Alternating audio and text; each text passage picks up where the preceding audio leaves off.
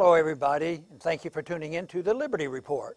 With me today is Daniel McAdams. Daniel, good to see you this morning. How are you this morning, Dr. Paul? I am doing fine, All ready right. and raring to go. Understand our program will vary a little bit, that there were a few questions sent in that they'd like me to try to answer. Yeah, we're doing another Ask Ron Paul. Every time we do it, we get better questions, more questions, so it's great. It's great to do. Are we going to get better answers? Well, that's what we have to work on. I'm sure we will. But I'm going to take the privilege of the chair and ask the first question today. So, you know, we did the show on discrimination on the Supreme Court decision on baking the cake a few days ago, and we had a lot of comments. We had a lot of debate on our sites, on YouTube. So I thought it would be a good opportunity to clarify some of the things. And, you know, we talk about the difference between government discrimination and our personal discrimination. A lot of people, I think, were confused about that. Yeah, and, you know, it's interesting because most people don't think of this. They see government prohibits discrimination, and people have to be regulated because they might discriminate. Well, I've always worked on the theory that to be discriminate is a pretty good idea in picking and choosing friends. You know, as a parent, my wife and I were discriminate. We didn't want our kids running out and doing things with the people that might get them into trouble. Yeah. So we were discriminating in that sense. But it's lost its meaning. To discriminate is all of a sudden a racial thing, and deciding who you associate with and who you must associate with, what your habits have to be. And the government wants to regulate habits, and they want to dictate your discrimination. And I thought that was completely off track. And then when I thought about it, you know, it's the government that discriminates, you know, in a negative way. I mean, we were born with discrimination and with this obsession with democracy. The democratic opinion at the time of our founders was that we have to accept slavery, you know, because the majority wants it. Otherwise, we can't have this united nation. So we started off badly with slavery, and that led to a lot of problems. And even after the Civil War, we had a lot of discrimination, and the military continued with this. And then there were Jim Crow laws, and even up until World War II, you know, in the military, the whites and blacks weren't put together in the same unit. So it was the government that was discriminating. But the government continues to discriminate in everything that it does. It discriminates when they write a tax code. They can't say everybody pays the equal amount. Is it an equal percentage or an equal dollar amount, or what is it? So some people get more pain than others, and some people get punished. Matter of fact, they manipulate a tax code to punish one business over another, so they're always manipulating. They do the same thing with regulations. They discriminate against, you know, some smaller business groups who are competing against large, influential business groups, and that's the way they regulate the economy. But the discrimination also flows over into something that a lot of people don't think about either, and that is how we enforce our laws. Right now, fortunately, the corruption in the Department of Justice and also the FBI dealing with Russiagate is starting to reveal that there's been a lot of problems. I think they've been there for a long time because our political our organization has been victim of this, and so therefore they're always discriminating. But on the drugs, just think of the enforcement of the drugs. I mean, when you look at the numbers, they are astounding about how biased it is against poor people and minorities. And they get mistreated. There's more violence involved. And it's difficult because, you know, all races have violence in it. So if you happen to deal with a violent person who's a minority, you can't say, well, we can't do it because we're afraid to.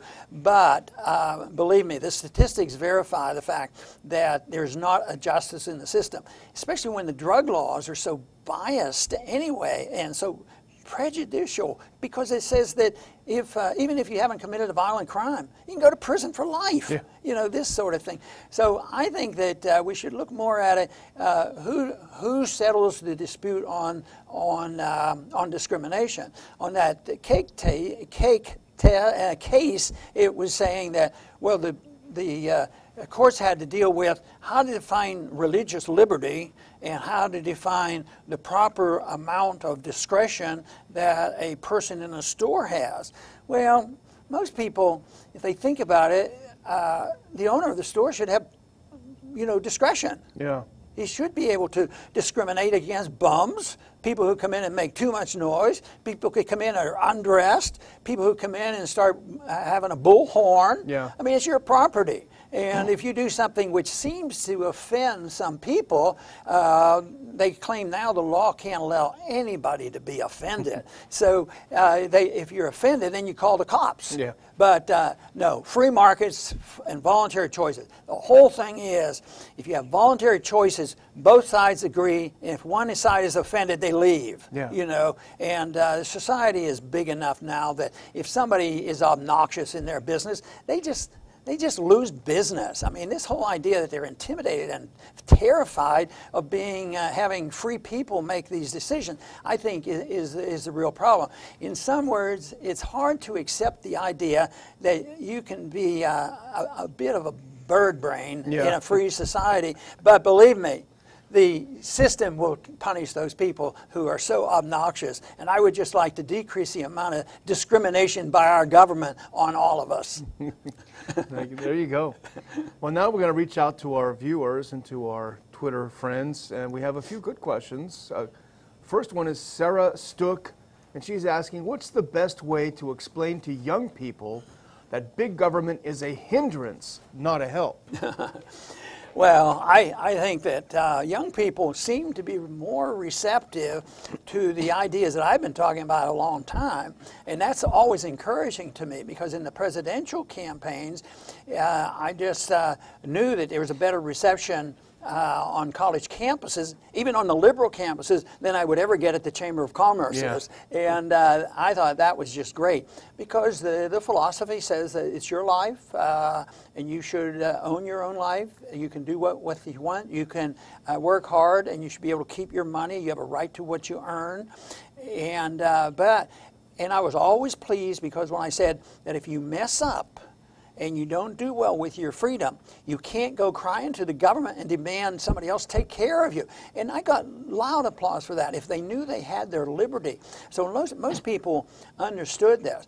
But a good example of the fallacy of the government's going to take care of us, medicine is one, but the other one that I like to use for young people are these student loans. Yeah. How could they ever be, created this thing, over $1 trillion of debt, and it subsidized teachers, it subsidized cultural Marxism, and all these professors that do everything except teach. And what do the students end up with? They end up with non-education and not many good jobs out there. And so I think that big government is not their friend. If you want government, it has to be very limited for the protection of your right and your obligation to take care of yourself.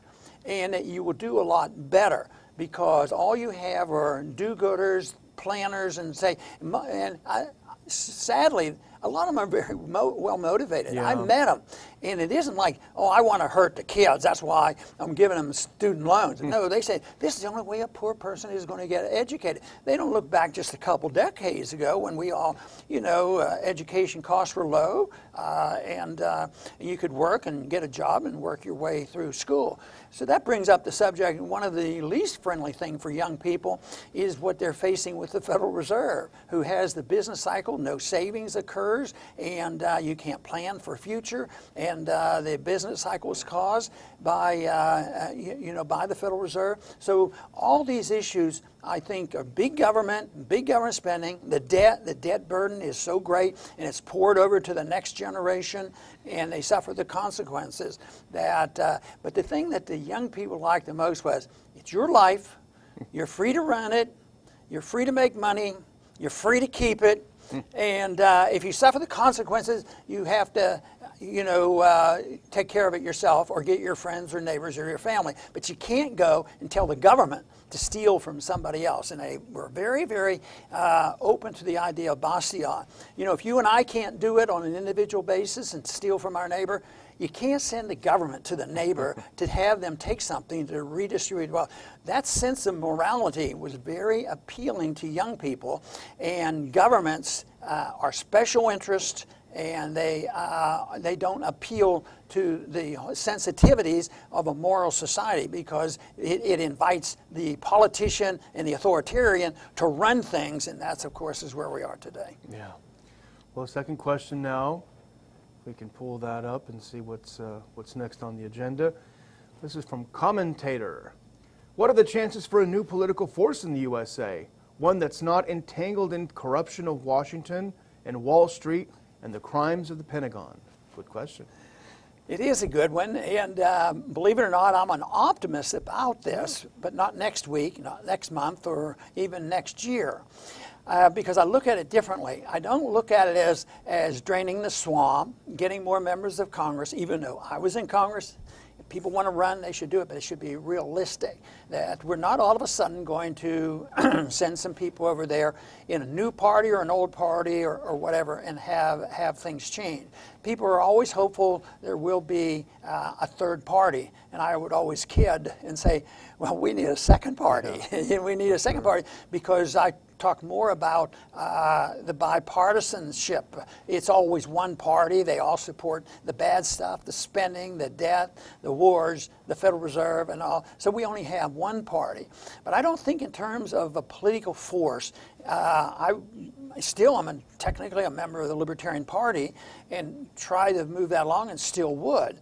But it still is not the answer. The answer really goes back to education, in the corruption in education. When the money got involved in education, and the educational system deteriorated, we who now understand Austrian economics, most of us didn't get taught that in college. We had to go look elsewhere. So I think that the change isn't a political force that all of a sudden marches into Washington and changes it. It's ideological. 100 years ago or so, the progressive movement knew this, and they changed it. They introduced the income tax, central banking, foreign policy interventionism, and all these things which we have lived with, and those ideas have changed and infiltrated all the parties. Everybody's thinking. And I remember so clearly Nixon's speech when he got us off the gold standard totally in 1971. He says, we're all Keynesians now because we're following the Keynesian model of economic policy because that's what's been taught and has continued to be taught. So Washington doesn't change until somebody can get up and say, we're all lovers of liberty now. Mm-hmm. And you don't have to, it won't be the Republican Party. They've already proven their failure. And it won't even be the coalition unless they are brought together by non-intervention. Stay out of foreign entanglements. Have honest money. Stay out of the regulation of the economy and subsidizing the corporations and big business and money. That's the only thing that will do it. When the majority of people, who are the thought leaders, the people who are in the newspaper business and writing books and doing movies, sort of portray this rather than this liberal cultural Marxism, then it will change in Washington. But the political force is secondary. The first thing is for everybody to do their best to try to understand how freedom works and not be intimidated, because if you care about people and you care about prosperity, you would care about liberty. Because what they do is they turn it on our heads. They put us on a guilt trip and say, oh, you're not giving everybody free medical care. You don't like people. You hate people. Oh, you don't want to send more money to the war in Iraq and Afghanistan. Oh, you don't like our military. You're not defending our Constitution. You're not defending our liberties. No, we have to change those ideas. Then Washington will change. Yeah, that sounds good. That's why we do what we do. And we're going to do our third and final question now because we are running short. This is another good one from Superminer 1280. Do you believe that money in politics poses the greatest threat to liberty and justice? If so, what do you think should be the solution to this problem? Well, money in politics is a big problem, and it may be a participant in the climactic end of this because they are so powerful. And the more money gravitates into the hands of the few, the worse things will get. But that is a symptom. That is not the cause. And the symptom is that big government exists, philosophically I just mentioned, endorses all this management, economic management, social management, international management. We endorse on that, we endorse the military-industrial complex. So it's set up so that if you raise money and you lobby, then you can change it. You say, well, let's just regulate the lobbyists. No. the money will still get there. If it's not on top of the table, it's under the table. If it's not direct contributions, for campaigns and direct for lobbying, then it'll get there some way. As long as government has the power to pass out these favors, money is going to be involved in politics. And the money in politics, of course, makes the problem much, much worse. And then they have to eventually, it participates in the collapse of the whole system. But what is the real problem is the government is too big to begin with, and it's a good investment. Just think of the amount of money business spends on this. What if they were spending that in improving salaries and our research and development, things like this, instead of these billions of dollars that are spent to buy favoritism? And what happens to that adds to the distortion of wealth distribution, the same way that the monetary system does it. The wealthy get wealthier and the poor get poorer. So, but when this happens and government can distribute this, it goes to the people who have the most money. So it's a snowball thing. But I think it has to be a change in the philosophy of government, not a curtailment of your right to spend money. If I'm running for Congress and you say, "Oh, Ron, I liked what you were doing in Congress. I'm a rich person now," and somebody wants to give me $1 million to run for Congress, I think you should be allowed to, because that's not the problem. Yeah. And if you should never curtail lobbying, because petitioning the Congress is protected. So it's petitioning isn't wrong. It's petitioning for the wrong thing, and it's to subsidize and perpetuate this big government that we have. So the simple answer is study and thrive and strive to understand what liberty is all about, what our Constitution was all about. It was limiting government. The whole purpose of the Constitution was to limit the power and the scope of the government, but now we have a government that intervenes in everything in our personal lives, our educational lives, our medical lives, all things around the world, and we're going broke. It's going to end. It offers us a tremendous opportunity, because I believe there's a growing number of people, and as I said, so many young people are open to this, that are willing to look at this and substitute what we have with something based on personal liberty. Good answer. Well, you survived the hot seat once again, Dr. Paul. Well done. Thank you. And I want to thank our audience today for tuning in, and please come back to the Liberty Report soon.